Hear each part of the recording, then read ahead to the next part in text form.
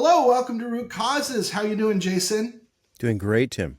So we are lucky to have some guests today. We have some guests. I'm very excited.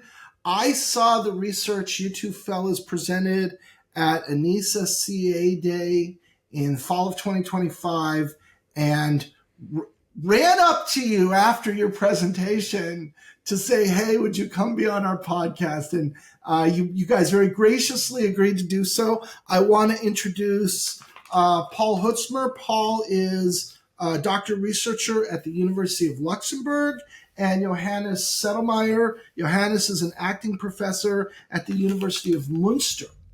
And I think you two, sorry if I mutilated anybody's names or organizations. And I think you two presented at ANISA you presented the results of some joint research you did with the Luxembourg Ministry for Digitalization on the subject of QWACs. So maybe do you want to just give us a short summary of what this research was and what you guys were trying to do? Sure, yeah, thanks. Okay. Yeah, first and foremost, thanks for having us. We're excited to share some of our research here.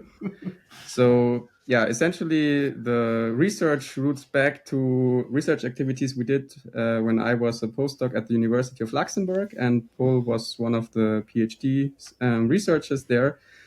And so I came across essentially a mailing list that asked for signatures on an open letter that was about two things. So on the one hand, it was about some privacy issues in the European digital identity wallets, which also relates to the revised eIDAS regulation in Europe. And the second part of it was about potential security threats introduced by those QWACs, so Qualified Website Authentication Certificates. And when I read through this, also this was a lot of credible researchers that were engaged in this activity. I saw a lot of convincing arguments, also some that were maybe not as convincing. And so I also decided to sign this letter because I fully agreed on the privacy issues side and also partially agreed on the QWAC threat side. And yeah, so basically that I signed this letter then came to notice also among the Luxembourgish digital ministry, and they were a bit surprised to hear about that because they knew me as a supporter of European digital identity wallets and also about the broader efforts that happen in Europe when it comes to the eIDAS regulation.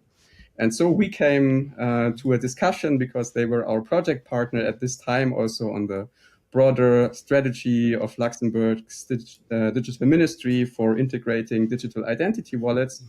And so I noticed that a lot of those arguments that were in the letter had also been contested by the side of European certificate authorities, so QTSPs. And I also noticed that there was a lot of mutual misunderstandings and a lot of arguments also had counter arguments, and both sides tended to illustrate only the one side of reality, I would say. I also think... So, Johannes, QWACs have been around for a long time.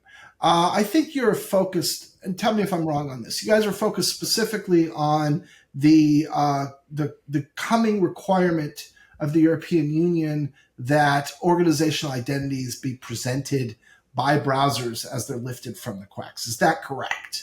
Exactly, yeah. So yes. QWACs had been introduced in 2014 when the eIDAS regulation was introduced. And after that, the uptake was relatively limited. So when the revision of the eIDAS regulation was being discussed in the European Parliament, basically there was a wish to also make the uptake or to extend the uptake. And there was the impression among European legislators that browsers had tried to somehow keep the uptake of QWACs limited by different activities. And so essentially there was a revision of the Article 45, and in the first draft it appeared that this would essentially force browsers to recognize QWACs, so to accept them as valid, even though they may not have the typical trust chain into the root stores, but also essentially if they are considered valid by the European trusted list. And so they felt that this substantially weakens their position in the decision making, who should be trusted, and therefore this caused a lot of uproar and feelings that this might be an attack on web security overall. So this is basically the two sides that were involved in this controversy. And so tell me about the research you guys decided to do as a result of this. So what we decided to do is a threefold methodology, so 3 different steps, just in order to fold up all of these discussions that we have, especially when this topic came to me, also at the ministry. Me having a rather technical background, I didn't understand many of the arguments, or some of them for me could be just easily, in my opinion, easily rebutted, which is not necessarily the case, because we have multiple dimensions, being the government, the legal, or the technical aspects. And I guess none of us is expert in all of those 3. Maybe we think we are, but we are probably not. So what we are trying to do is achieve that overall view of the situation, which we try to present in a rather neutral way. And well, it's always easy to say neutral. We tried our best to put our, relations to the ministry or other organizations aside. And we did that in 3 different steps. So the first one is in research term called a multi-vocal literature review. Literature review in general is just assessing what is the current body of knowledge, who states what. So we created a list of, first of all, academic papers. Since we are researchers, we checked the general research databases, but there are only, until that point, and we work on this for over a year, there were only 4 papers that covered QWACs to some extent, but most of them were also rather on the supporters side than on the critics. So there was not much going on in the academic discourse on the actual meaning of QWAC, of the legal concept that is a QWAC. And so as such, so that would be the white literature, and we extended it by gray literature, meaning we assessed all of the different documents that flying around, and that include obviously the legal foundations, so documents from the Parliament, from the Commission, the Council, but then also the technical documents, so reports by ENISA, ETSI, again the Commission, Antrust, Trust Service Forum, etc. So we tried to assess all of those, and then combining it with the actual position papers, because that was the heated discussion that was going on. People throwing around, in my opinion, somewhat uninformed arguments and following opinions of sources that we think are authorities in a certain domain and kind of blindly follow them. So we assessed also all the documents from especially the European Signature Dialogue, Bitkom, Mozilla, CAB, and EFF, and then enriched, and that's not the final part of the from a literature review, would be also to assess everything that's flying around on LinkedIn. As we know, everybody has their opinion on LinkedIn, and we try to assess and incorporate that as well. To what degree? Everything is a big word, but yeah, okay. Yeah. And so we started with the literature review. The actual process is then to disseminate the knowledge that we have. We do coding, so we just mark, to put it simply, we mark certain aspects that we think are interesting, later more what was interesting, but then we enriched it by semi-structured interviews. A semi-structured interview, is an interview with people, with experts in the field, but we have a set of questions, but we keep them open. So if we derive in a direction we haven't thought about before, that's totally fine. It's not like, give me the one answer to the one question. So ultimately, we had 15 interviews. Those were people from academia, from government, industry, regulatory bodies, standards organizations. Unfortunately, we had nobody from the browser side, but ultimately, we tried to talk with as many people as we could and thereby enrich the data that we got from all the other literature. And then ultimately, as basing on that knowledge, we tried to formulate a full argument and also evaluate that. And to do that, we used the Toulmin model. So the Toulmin model is a fairly old concept or model for formulating an argument in a more structured way, because often what we struggle, and me as well, when I try to replicate one of the arguments for QWAC, I'm thinking about what am I actually saying? And the Toulmin model gives you something very simple. It wraps stuff in boxes. We're saying we have a core argument. This is on one side the claim. So later we list all the claims that we identified. But then we have data. So a claim is presumably true if we have data that supports that. So we have something, and I'm just taking straight an example of an argument from QWAC, which is QWACs enable government surveillance through TLS interception. So that's one of the more polarizing arguments that was brought forward. And the data that they use is there are reported incidents of government surveillance based on TLS interception. Yes, there were some authoritarian states that did that. Okay, so we have the claim, we have data, and the warrant is that how does the claim holds through given the data? And that will be QWACs authenticate websites and encrypt traffic during transmission. So we are still on the one QWAC approach, but that's the core of one argument because we have qualifiers. So the core was still, we have a claim, we have data, and how does the claim and data belong together? But something that many people leave out when we argue, they just say, there's data, there's a claim, but we don't think about what is the qualifier that makes it actually then a strong argument. And in that case, it would be, yes, it's maybe true, or at least a complete argument if we consider one QWAC, not the two QWAC. Because if we would use the two QWAC, at least we could split it. So it's a different case. I'm not going into the details, just saying for the claim, we have a qualifier, but we also have backing. So what is the authority that supports our argument, or especially the warrant? So if they cite some academic literature or some report by government that actually proves that it is true on account of somebody saying it. And the last component of a Toulmin model is then the rebuttal. So the ultimately the destroyer of either the warrant or the claim. And to fill our sample with TLS interception, this is a scenario, and if so, the mandatory use of certificate transparency would make interception attempts publicly visible, and thereby destroying somewhat the claim that we can just do governmental surveillance without ever without ever seeing that.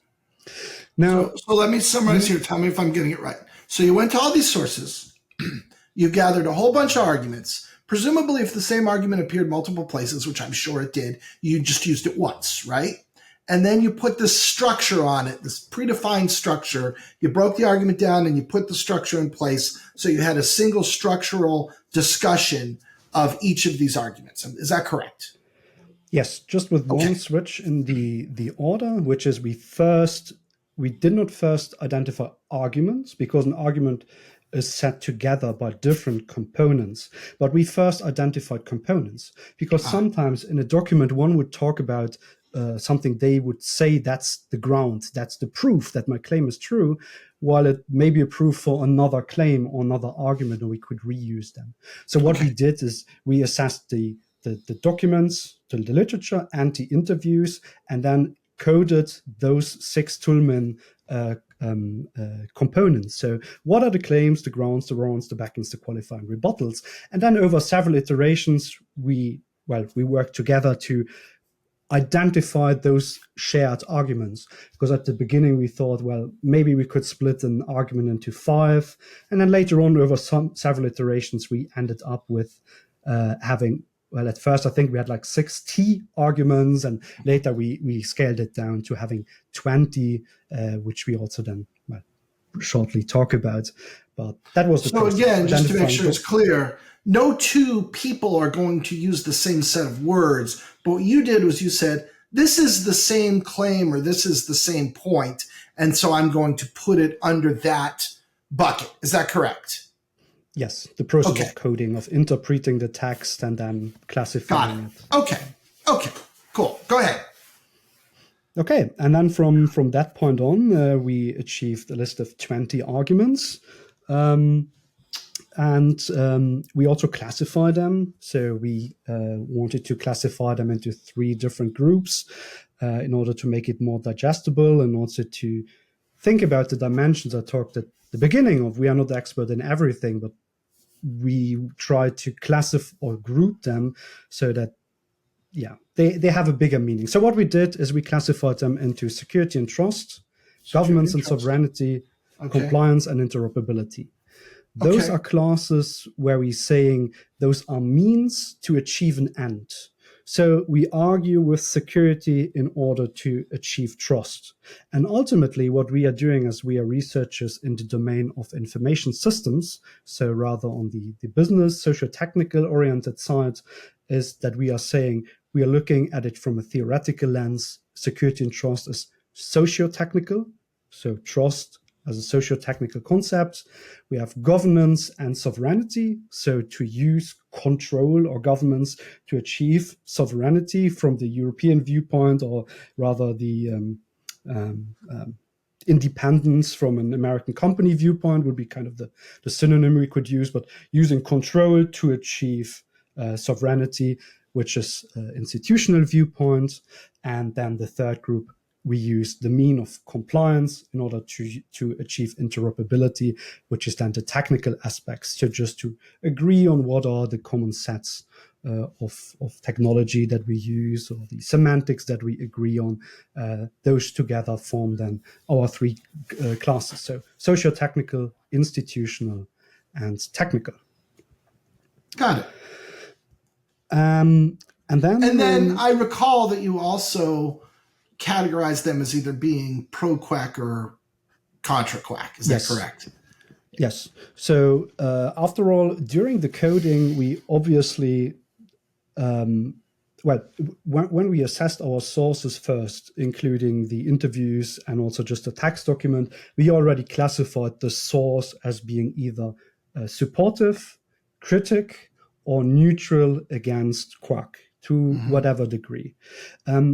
This may be difficult at some points. Some have a clear state, others are a bit ambiguous, some change between different arguments, but we try to make our best to, first of all, classify that, and during then the formulation of the arguments, we then also split them into, was the source that brought those claims forward rather critic or supportive, and split them then into two different camps.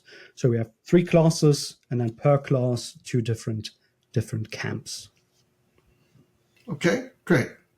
So do you want to run through the arguments in the categories? Yes. But first, I would just want to state the shared premises, because I think it's very important to talk about four things that we, at least when we discuss now, do not have an influence. And that is the technical, the legal foundation, the technical specification, institutional governance, and operational enforcement.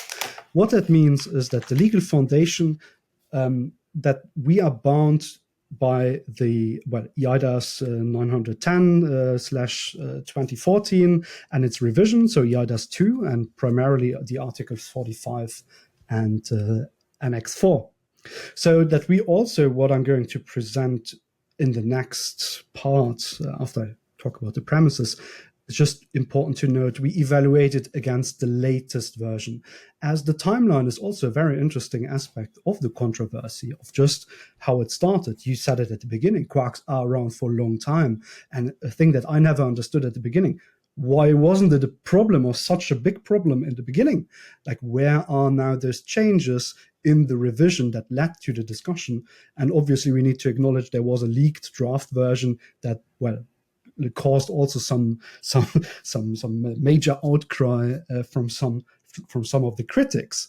But what we present is against the latest, the final version, so there are already some compromises in there, but it's here too complicated to split down also on the time axis. Sure. Then the next part is the technical specification, so also just to put everybody in their minds that is listening here that we are talking about how those certificates are consumed, or how they are defined, how they are specified. So we also are always bound by ETSI, the technical specification, and European norms that they put forward, so that we ultimately always judge against the latest proposed version from check my notes. It's TS 119.411.5, which defines then the 1 QWAC and the 2 QWAC approach. We acknowledge that there were different proposed versions in the in between before we achieved that point, where we kind of tried to assess it against the latest one. And the third shared premise is the institutional governance, so that we always need to acknowledge that with the European Trust Service Framework, we have this trust anchor. So we cannot discuss if it's a trust anchor or not. It's by law defined as a trust anchor, which are then the member state trusted lists and also the list of trusted lists, the national certification bodies, etc. So all of those entities and tools that are provided by eIDAS, we cannot change them. We kind of need to integrate that into an argument, but I'm not going to repeat those as a per argument basis. They apply to all of them. And the last is the operational enforcement, so going now out of the EU and acknowledging that we also have the CAB, the baseline requirements, the root stop policies, and other requirements by CAs, etc., for monitoring, etc., that are in place, that are not part of the discussion. They just are part of the bigger picture. Now, got it. With having those in mind, I would go then over and give you an overview of what the claims are. So giving you the opportunity to destroy them in the future, in future episodes. Or support them. Support them. Yes, that's open. Again, that's what I think is very important, what we try to do. I am going now to list arguments that we identified over the research process that I described. And we are not saying they are right or wrong. We kind of described that a bit more in our paper. But for now, I'm just going to list them as claims. Okay. And as such, there are 20, and I'm going to start with security and trust, where the first argument, or the first claim, let's put it as it is, the first claim is QWACs strengthen website assurance. So that is by binding that supervised, vetted legal identity to a TLS endpoint through using, and then we're coming back to the shared premises, the ATSI specification. So having the shared premise of technical specifications. The second argument would be that QWACs display a transparent trust indicator. Now, first, it sounds maybe similar than the one before, but the one is where the first one is rather on the technical side, so website identity assurance, or the governance side. The transparent trust indicators are that it's mandated now that browsers prove and display provide verified identity in a user-friendly manner, whatever that means. But it's the argument or claim that it improves trust towards the user. So it's a user-facing claim. The other one is rather on the technical automation. And so as you kind of hinted at, and I think it's worth commenting here, these different claims or arguments, whatever words we want to use, they're going to tangle up a lot, right? There's going to be a lot of overlap, and there's going to be a lot of intersection. And in general, it's going to be a kind of a messy patchwork as it covers the field of discussion. Is that right? Yes, more or less. Okay. So it already became better. So we made our best from the starting 20 that we at first started to resolve that messy tangliness between the arguments as much as possible. So that was kind of our goal to achieve that. But I'll agree that especially if I'm now just trying to summarize a claim in a sentence or two, it will never pay justice. And we spent quite a lot of time, as that was a research running over a year, if you read the paper, we have an appendix where we try to describe as much as possible. They should be distinct cases. Yes, some relate. We already have the classes to group them. In the classes, well, some of them have similar topics to address, but we ultimately try to keep them distinct. Okay. also, if you want to make a point for QWACs and basically argue that it increases trust, then basically both of those arguments need to be true, right? Because you need the technical foundation, but then you also need the additional trust that the user gains. So basically both of those components would need to be satisfied. And if you can disprove one of those two, so some of these arguments will prop each other up. Some of these arguments will try to undermine other arguments. This is all stuff we're going to see, right? Exactly. Yeah. Okay. And you also already anticipate a little bit of contingency that is also like a red thread throughout the paper, that basically this is all contingent on the technical specification and also on the mandates for visualization, that in the end is a decision of the browsers, and we will see to which extent the Commission will enforce what means user-friendly, right? So there's a lot of dependencies in this argument. Okay, yes, gotcha. All right, go on. Yes, so to write on that line of thought of some things are the same and achieving trust by means of security, the third of the proponents, so just if I didn't mention the supporters side, it's not a third one. And the third one is QWACs protect users from fraudulent websites. So again, by exposing this vetted legal names and jurisdiction and who the company actually is, that's with the web page who they are claimed to be, that the user can verify that. And just to write on the point of before, so the one is strengthen the website assurance just by this shared semantics of what to display. QWACs display transparent trust indicators, the next claim, just that it helps us to see it, that we actually understand who is behind the website through those trust indicators. And then the third one is that they actually protect the users from fraudulent websites because they see it. Where then, as an example, then the counter arguments are people don't even look at it, they don't care, etc. So that's then part of the rebuttal for the argument. But overall, the argument is protect users from fraudulent websites through these visual indicators and identity information. Now, on the critics side in this security and trust class, we have, well, what I just said before, it's kind of the counter. Every rebuttal in itself is also an argument.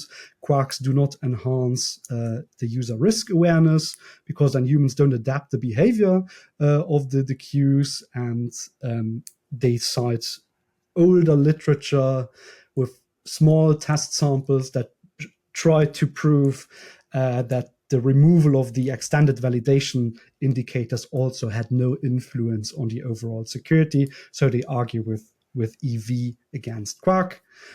So in the same line, QWACs do not deliver the effective trust signals. So on one side, we have the user awareness that they claim users don't improve, but they also say the actual semantics and the user-friendly manner that is not defined yet does not deliver effective trust signals. Then a bit on the other side, but also in the same class, is that it is claimed by critics that QWACs degrade user data protection. So just by introducing additional components, out-of-bound checks of metadata, leaks, etc., that we could just degrade privacy.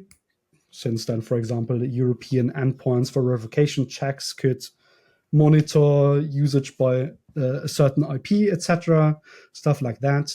And then ultimately, besides privacy, they also argue on the same slides with QWACs introduce new attack vectors. So again, just by introducing additional logic that it can just increase complexity and therefore a risk for security, but also for overtrust of users. So it's the classical dilemma in security. Right. I always like to reference to a GitHub repository, which is called No Code. It teaches people how to write secure code, and it is basically write nothing, deploy nowhere. So I'm always thinking about, is something adding actually worth, or is that actually a good argument? But yeah, we should always think about, do we even need something? Sure. But with that being said, that these were the seven arguments or claims for and against on the security and trust aspects. So I'm going over to talk a bit about the governance and sovereignty aspects, And to keep it crisp, so the supporters say that QWACs promote fair competition in digital markets. Okay. I'm not an expert to evaluate that, so I'm leaving it like that. Is that among technology providers or among the people who stand up websites, or both? It's both. Okay. On one side, that the digital market from the website operator's perspective can provide services that are trusted, so high trust score, but also that European QTSPs have a somewhat better position in the international market. Right. Yeah. Then the second argument of the supporters are that QWACs strengthen the EU digital sovereignty. So going along with the previous points, that we just embed the organizational authentication of websites into the EU trust framework, which is much more. So basically eIDAS, the qualified electronic signatures, the wallet, eID, etc., everything that we have in that framework. So that we strengthen sovereignty by that. And the last one is it's similar than the first one. The first one was fair competition in digital markets. The third one is the advancement of the European digital market, but that's more on the side of the harmonization, the recognition on cross-border. So that's more of an internal argument for the EU, that if we have that, we internally can advance the single digital market, while the fair competition is then rather towards the outside. Then on the critics side, we have another three. So the first one is the strongest one. It's also my entry point into the topic. QWACs facilitate governmental surveillance. It's the one that I took previously as an example. So I think that claim or that argument is clear, that state-controlled QTSP could be used to intercept certificates. Leave that open as is. The next argument from critics would be that QWACs undermine the neutral global trust model. So obviously, American big tech brings forward that they should be the only neutral, non-state supported entity that provides trust and are established. So ultimately, they go in that role of stating that influence by the EU undermines that. And the last one is then the conflict. So if we have those neutral global trust models, that QWACs actually conflict with that root, also with the trust of the root of trust being the root store standards that we have in place as they have today, by then shifting those trust anchors from browser policy to those statutory listing.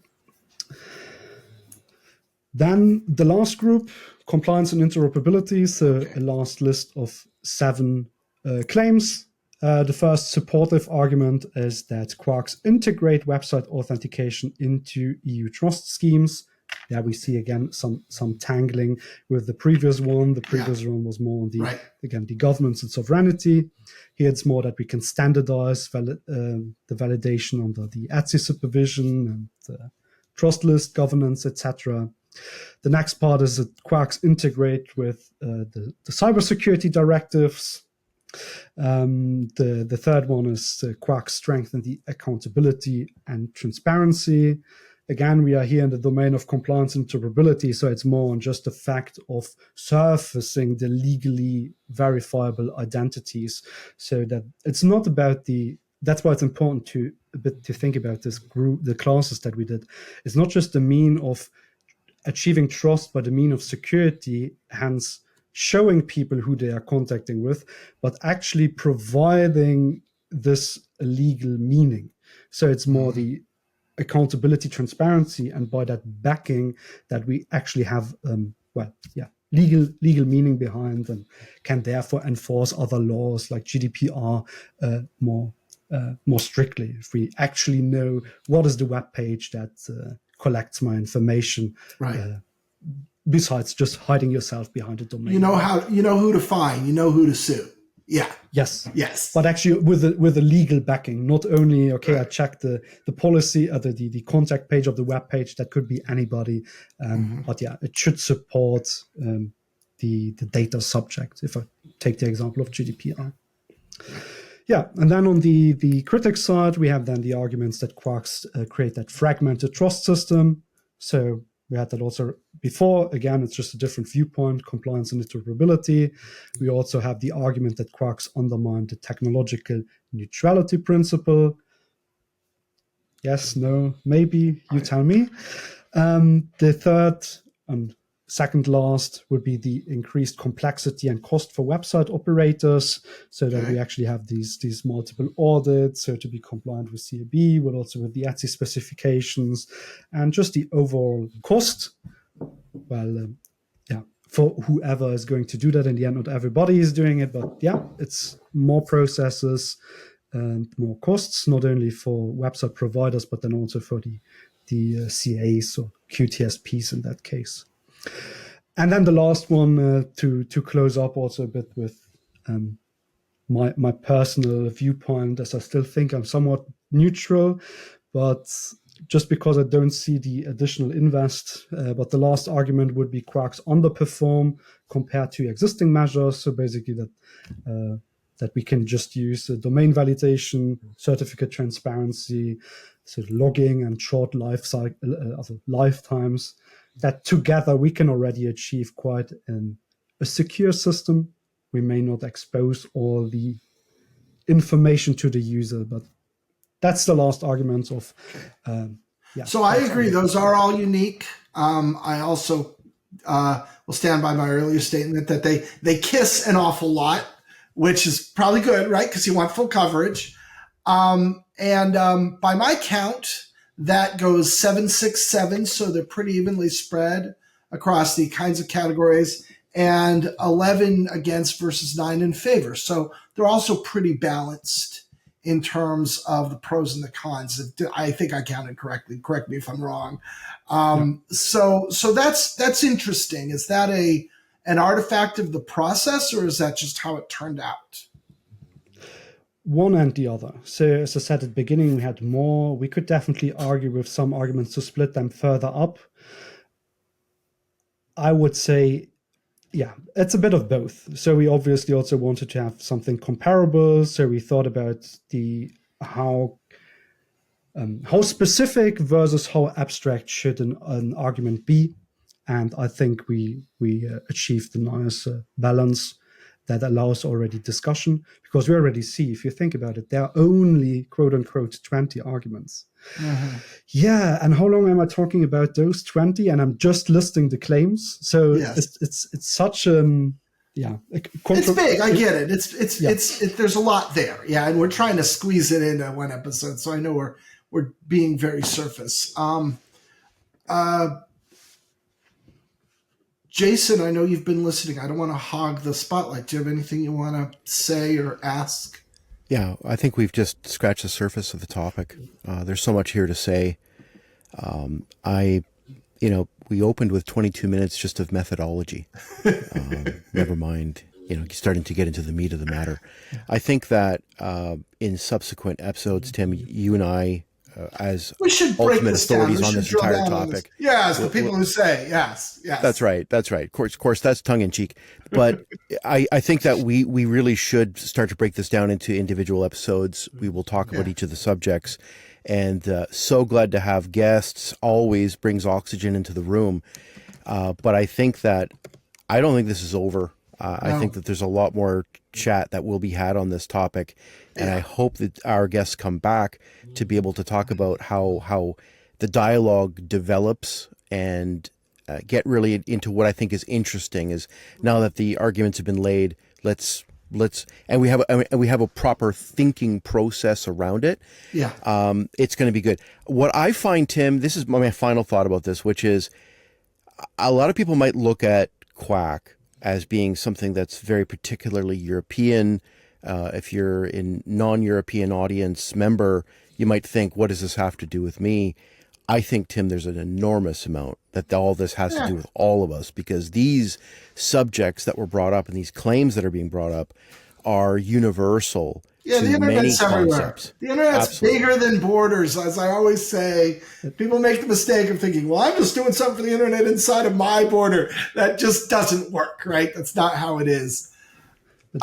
Jason, you actually brought up that important point of it is bigger than many other things. As it's a political viewpoint. On one side, I at least start, and I think you also more on the technical side, or maybe a bit on the government side. But it's so much bigger on just the influence of the stakeholders. And why isn't there such a big controversy on just the European Digital Identity Wallet? Why is it QWAC? Why is it this one article that led to such a complex topic? And what does trust mean? What does just... I have thoughts on that question, but we can return to that. Yeah. I think also one of our main intentions is that we can have a fact-based discussion, because this was what struck us among the controversy, that basically both sides were providing very one-sided series of like partial arguments that made mutual understanding extremely difficult. There were accusations of disinformation. Some of them I would consider legitimate.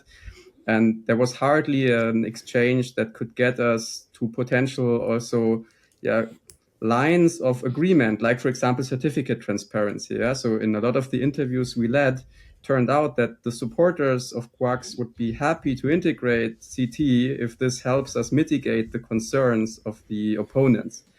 And so, if we can get into this direction and basically get some agreement that both sides, of course, are driven by lobbyism, but also are driven by good intentions for web security, I think we can move a big step forward. And I think agreement on many of the aspects is possible. I mean, sovereignty is always a spectrum, essentially, and we need to find some point that makes it possible for most stakeholders to be fine with it. But I think that it is necessary that the discussion is fact-based and not based on mutual accusations of bad intentions. I agree. I can obviously see the value of just putting some rigor and some order to this, which, yes, definitely was a very galvanizing or emotionally fraught kind of conversation for a lot of people. So, gentlemen, any final? I'm going to echo Jason. I sincerely hope we can get you to come back for a drill down. I think just laying it out was plenty for our first episode. Any final thoughts or observations on this before we thank you for your time today? I'm just looking forward to what you make out of the claims and how you evaluate them. Yeah, and as I was listening, I was like, oh, I got something to say on that. So I think, yes, Jason and I will want to return to these for sure. And at the same time, I think at a time in the future, let's all do a check-in on this, because this is fascinating what you've done. And I know you guys aren't finished with it yet. Yeah, thanks a lot for giving us the opportunity. And I believe you plan to also provide the link to the preprint in the show notes by the time the episode is broadcasted, right? Absolutely. If that's available, we will do that for sure. So look in that, listeners, you can have a look for that. All right. Johannes, Paul, thank you so much for joining us today. And I hope we speak again in the future. Thanks, guys. Bye-bye. Thank you very much.